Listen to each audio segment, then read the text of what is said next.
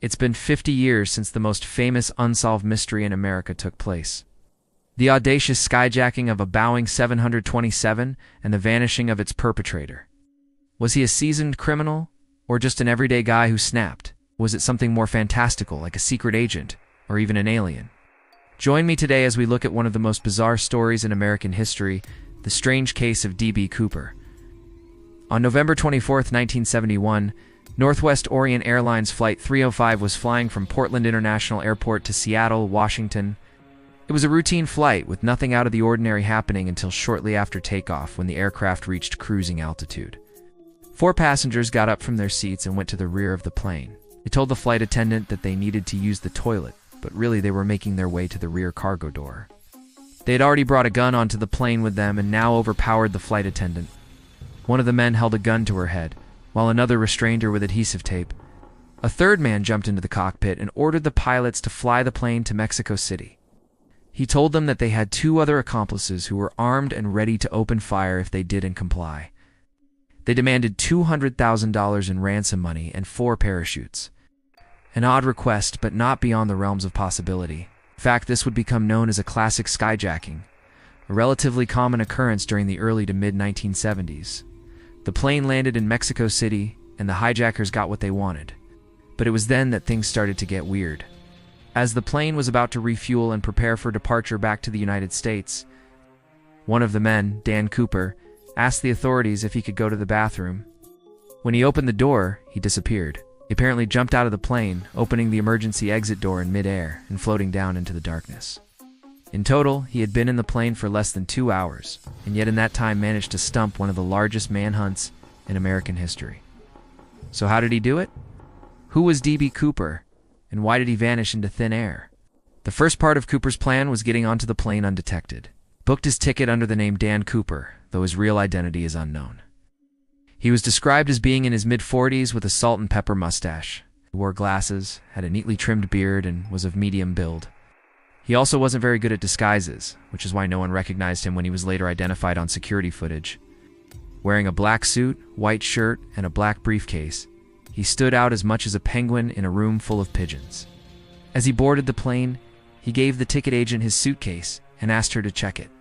It would have been suspicious to ask for his bag to be checked last minute, so she put it in the hold without even looking inside. He then made his way to his seat at the rear of the plane and sat down next to 2 women, seemingly unremarkable. There was no indication that he was carrying anything more than his briefcase, which he placed at his feet. But unbeknownst to the flight attendants, he had already secreted 4 lengths of rope beneath his clothing. Those same flight attendants would later claim that the man hadn't seemed strange in any way, and didn't appear to drink much alcohol, which is surprising given that he had likely just jumped off a plane full of booze. Once settled into his seat, Cooper slipped off his jacket, revealing a heavy canvas duffel bag underneath his clothes. He then stowed this away in the overhead bin, once again attracting no attention. Only much later would it be discovered that this bag contained a pistol and several sticks of dynamite. Not long after takeoff, Cooper signaled to 3 accomplices at the rear of the plane that it was time to move. They then overpowered the flight attendants, tying one up with the very same rope that Cooper had used to secure his duffel bag to his seat. Another one of the hijackers went to the cockpit and ordered the pilots to change course and head to Mexico. He threatened them with a gun that he said was hidden inside his briefcase. This was also a lie. The briefcase only contained a plastic bag with a hole cut into it that looked like a gun. And there was no bullets either. It was a clever ruse, but it worked. And soon, they were barreling toward Mexico at 410 miles per hour. Somewhere over the Pacific Ocean, one of the hijackers pulled out a real gun and held it to the head of one of the flight attendants. This confirmed the danger they were all in, but it also meant that the FBI now had a bargaining chip.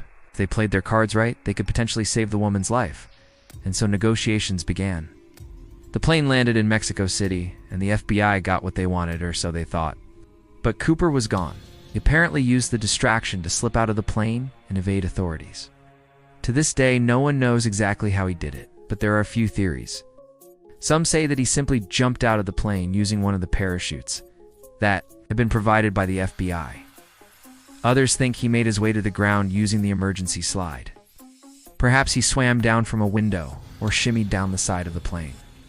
Whatever happened, he vanished into the night, leaving behind his duffel bag and everything else he had used to pull off the heist. When the FBI searched the plane, they found some clues. There was a partially smoked cigarette, a crumpled candy bar wrapper, and some business cards. These suggested that D.B. Cooper may have been a businessman, but they never got closer to identifying him. They did find a fingerprint on the candy wrapper, but it was smudged and unusable. And as for the business cards, they turned out to be fake. So how did D.B. Cooper manage to escape, and why did he do it? The truth is, we don't know. But the FBI has a few ideas. One theory is that Cooper was a seasoned criminal who knew exactly what he was doing. According to this theory, he had planned the whole thing out in advance, securing the weapons and buying the tickets in advance. He chose his victims carefully and executed the attack flawlessly. When it came time to escape, he knew exactly what he needed to do. Probably did jump out of the plane with a parachute, but he prepared for this eventuality in advance. The bags he used to carry his belongings had special compartments designed to make it easier to float down from a plane and travel on foot.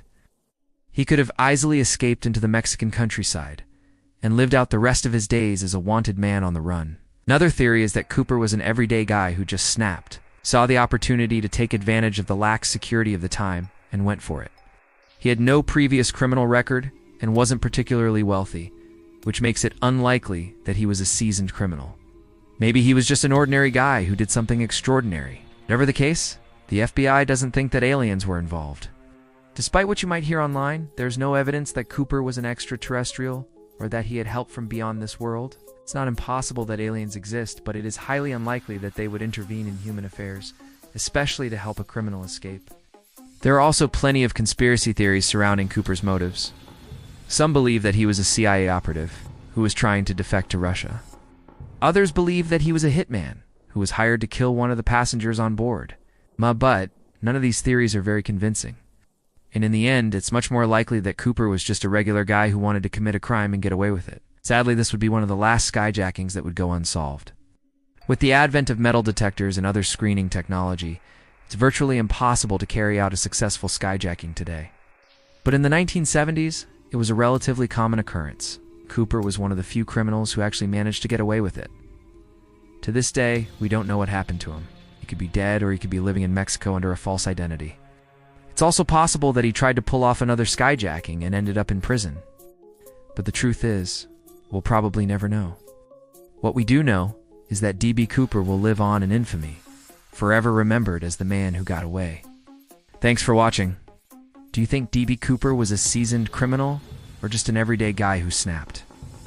Let me know your thoughts, and be sure to subscribe so you don't miss out on any of my future videos.